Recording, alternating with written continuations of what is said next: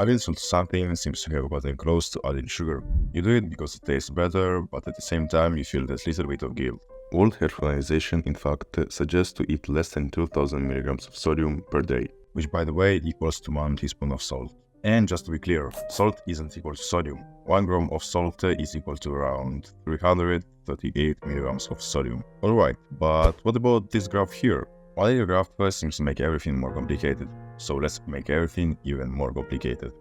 So let's imagine Billy. Billy is a healthy guy, goes to the gym, likes to run, and eats healthy. He goes and reads the recommendations of the World Health Organization and decides he will eat not more than 2000 milligrams of sodium per day. Billy starts to feel the symptoms of a keto flu, a stage of getting into a ketogenic diet which is described by weakness, dizziness, and desire to sleep. Slowly but firmly, Billy is getting himself closer to his own death.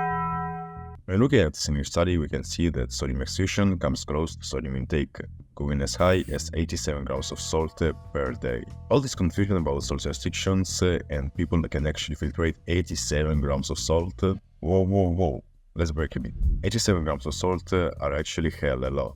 A Korean study goes a bit later on the topic. 4 different quartile health conditions were analyzed. The quartile with the highest salt intake consumed around 9.5 grams of sodium, which are equal to 4 to 5 teaspoons of salt. One health organization will be flabbergasted, almost 5 times a normal intake. But values of hypertension, stroke, and coronary heart disease are going lower as sodium intake goes higher. I will explain the reason a bit later. This study isn't the only one. A study out of English Journal of Medicine analyzed the risks of a range of sodium intakes for 100,000 people for 3.7 years. These graphs talk by themselves. High sodium intake isn't as dangerous as it is thought to be.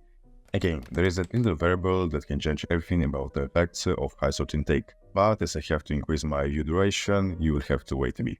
Sorry. Let's first look at the first part of the graph. Low salt is more dangerous than high salt?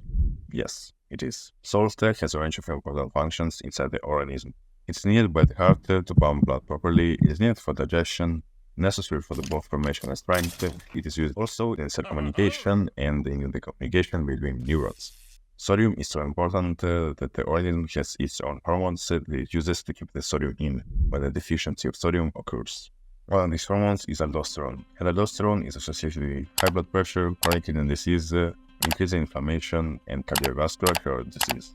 This paper here shows that aldosterone levels duplicate when salt intake gets too low. These effects of aldosterone are commonly known in current medicine.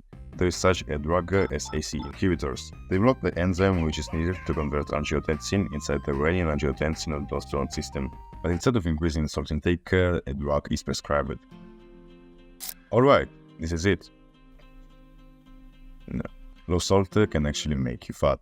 Literally. This paper here shows that after high and moderate sodium interventions, uric acid fell significantly compared to low sodium intervention. For long, it was thought that high concentrations of uric acid are just a consequence of being fat, because high concentrations of uric acid were present in the majority in obese people, especially the ones with a fatty liver.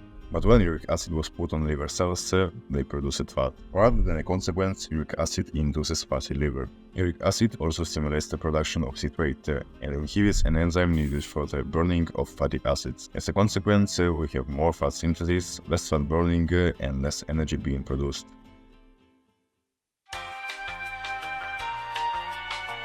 And what is the other way to make someone fat?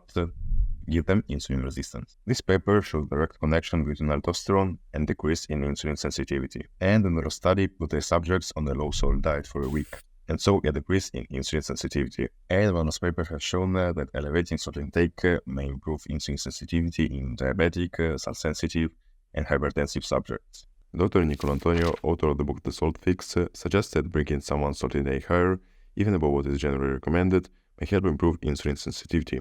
Unfortunately, people with diabetes are often prescribed a low salt diet in an attempt to deal with high blood pressure. But where does the idea about salt increasing blood pressure even come from? How could all those Koreans eat all this salt and improve their health? It all comes down to potassium. An average Korean diet consists of a lot of vegetables. kimchi, cabbage, and others. Koreans add a lot of salt in order to draw the water out, resulting in them consuming a lot of sodium. But as they consume sodium with veggies, their potassium intake is high too. Do you remember the English study?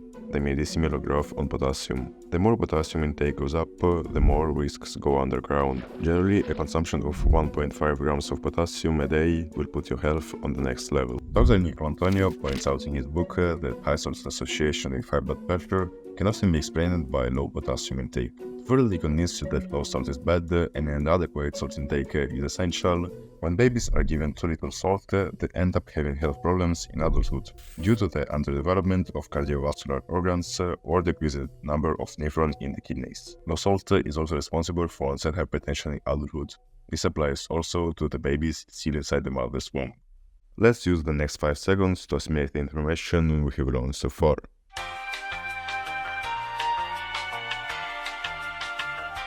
Alright, as you remember, Billy is a healthy guy and he goes to the gym, but getting a low salt diet can even make him weaker. In this 1935 study, subjects were induced a sodium deficiency, try a salt-free diet, and heat bath forced sweating. Such sodium deprivation led to aberrations of flavor, cramps, weakness, lassitude, and severe cardiorespiratory distress on exertion. A 17th century Chinese scientist and encyclopedist Song Ying said, as there are 5 phenomena in weather, so there are in the world 5 tastes. A man will not be unwell if he abstained for an entire year from either the sweet, or sour, or bitter, or hot.